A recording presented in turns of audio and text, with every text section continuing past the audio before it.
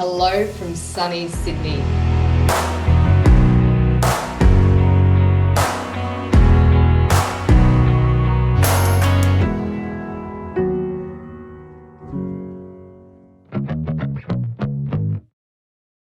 Making changes in our 40s, 50s, and 60s is hard because by this stage, we've created the perfect life.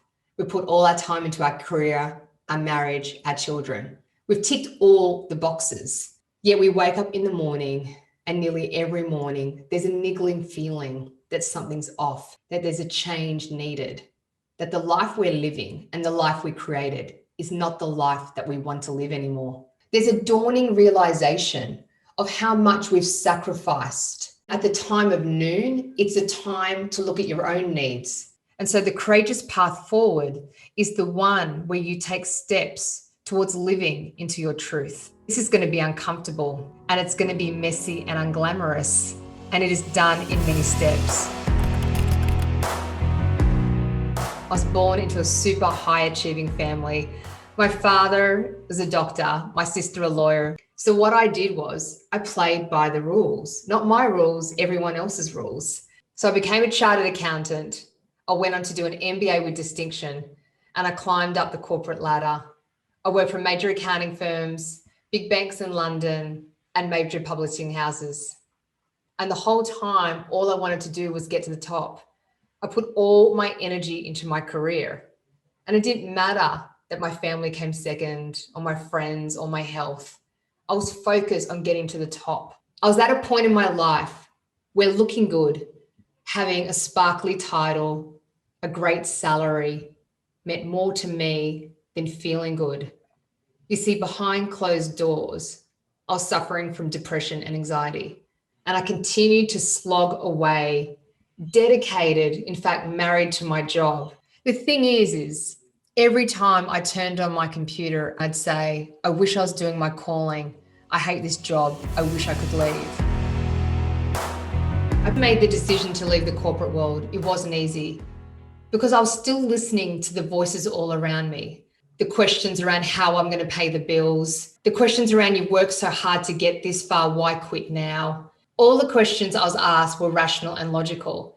These were the voices from my family, partners, friends, because I'd become so conditioned to listening to everyone else's opinion and making their opinion more important than my own, that this was actually a big courageous step. It felt uncomfortable at times, but it also just felt exhilarating.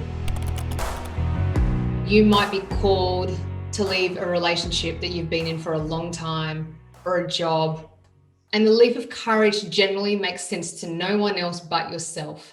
You'll feel fearful, you might even feel terror, and there will feel like there's no certainty that things are going to turn out. The fact that you've followed your voice and your instinct means that you are in the right direction. The dark night is probably the most unglamorous and messy experience you'll go through. It's when you're lying on your bathroom floor crying. It's when you're in bed on the weekend and you don't want to get up.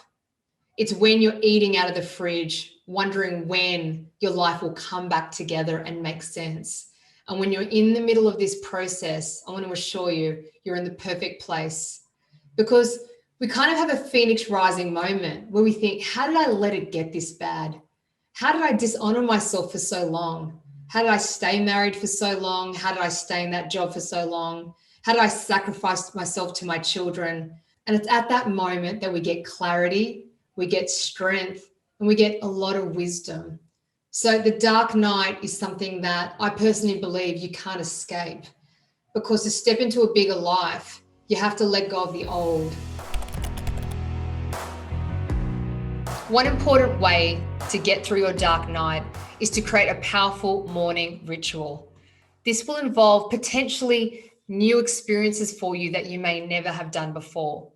Things like meditation, breath work, rigorous exercise. It's so important to engage in these practices.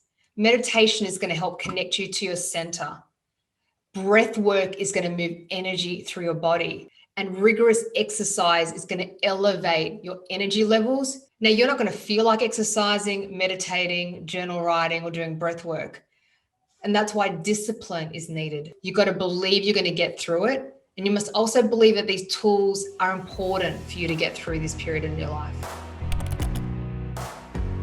One exercise I take my clients through is I get them to write down 5 fears that they believe might come true. We actually write the fear down first. And then in the second sentence, we write, is this fear real? What is the chance of it coming true? And what would it look like if it did come true? You might find if your fear came true, it's not that bad. You'd have the tools and the resilience to get through it. Or you might find there's a very low probability that it would come true. The second thing I love my clients to do is to write down things that they're grateful for. Being in a place of gratitude is one of the most high vibrational states. It lifts your energy and it elevates you. When we become grateful, more things that are beautiful and miraculous start to appear in our life. You see, the signs and synchronicity are the crumbs leading you towards where you need to go next. And you'll start receiving signs and you'll start noticing synchronicity in your life. You'll just deeply desire a job interview, and then all of a sudden the phone will ring from a friend telling you about an ad that you need to apply for. You have to be open and receptive. One of the key things to do on the courageous path is to find a soul tribe. And the women here at Noon probably are your tribe, because you're all here for a reason and a common reason. The thing with your soul tribe is you'll be seen by them. You'll tell them your wishes and your dreams and your hopes, and they won't see them as a dream. They'll see it as a reality.